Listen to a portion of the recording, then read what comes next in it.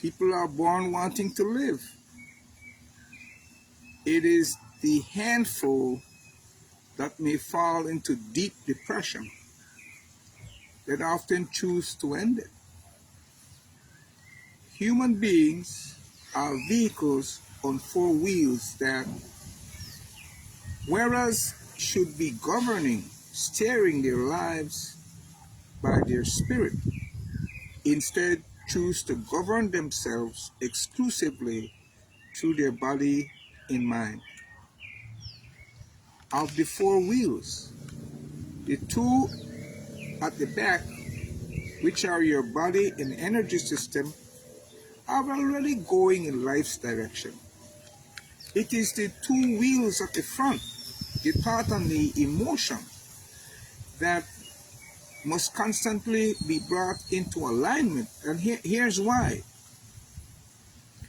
Unless you're psychotic, whenever you ask or you are asked, do you want to live? To a person, including you, will say yes. And it should really be a strong yes. You can only live strong.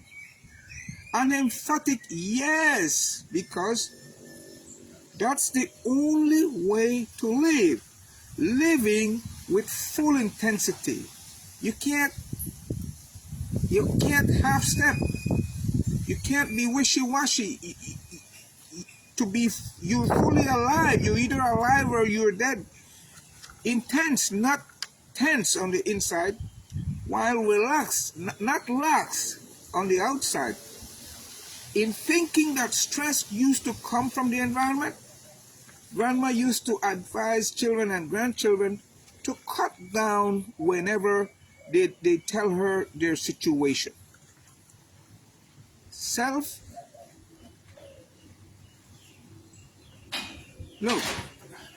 Stress is self-caused.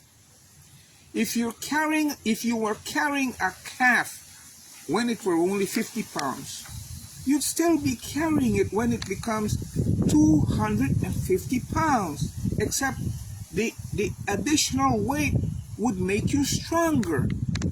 What happens is that you are stressing the load, not having learned how the proper technique of carrying it. So there are basically two problems most people are having, hence the reason they are failing to live strong lives. The first is that whereas they say they want to live, they are taking instructions from their minds, their thoughts and emotions, by creating poisons they're intending to dose other people with, however drinking it themselves, for they are the manufacturers. Every time you either get bitter, angry, jealous, or envious and the like, instead of saying yes, you're saying no to life. Notwithstanding, whenever the environment is pleasant, people call it a success. You can only influence the environment, you can't control it. When things aren't going your way, either they are going somebody else's way or God's way.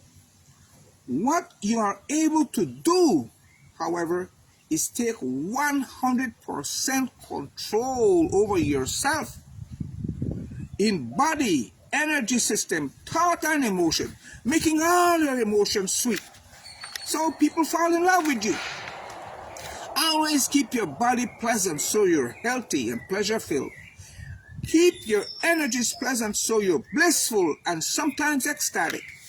Keep your mind pleasant so you're peaceful and joyful, and your emotions pleasant so you're always loving and compassionate. So the first situation is that, and there are no problems, only situations. It only becomes a problem to those who don't have the solutions. So these are situations. So the first situation is that, having said you want to live, you can't be saying yes, no, yes, no, yes, no, maybe so. Being confused about living life. To only live through your body and mind is to be half alive.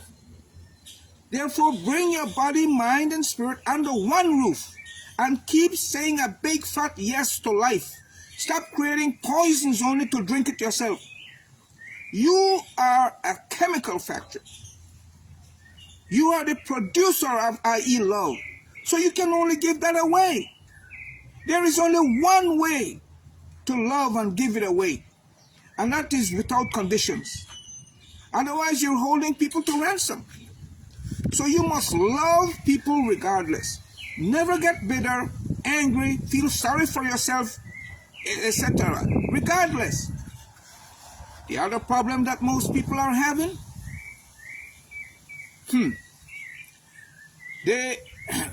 they have this approach to life, and mistakenly so. They keep counting people out by forming opinions, which some call making judgments, and also keep drawing conclusions about other people. Look, look, that's a mistake. For as long as people live, as long as they are alive, it is misguided to either form an opinion or draw definitive conclusions about them. You should only see their reality in real time, see it through a plain mirror, speak to that, what's there, which is the existential reality. For as long as people live, as long as a person lives, there are some possibility that he or she will become the very best version of him or herself. Absolutely so. That which is called transformation by the divine, extraordinary, and supernatural grace of God. If you want to become a top-notch investigator, such as this TV character James Bond, this is the only way to investigate. To never either form an opinion or draw a conclusion about other people. Only always take what's there, seeing it with clarity, in real time. Therefore, let it be so, yeah? Itawala,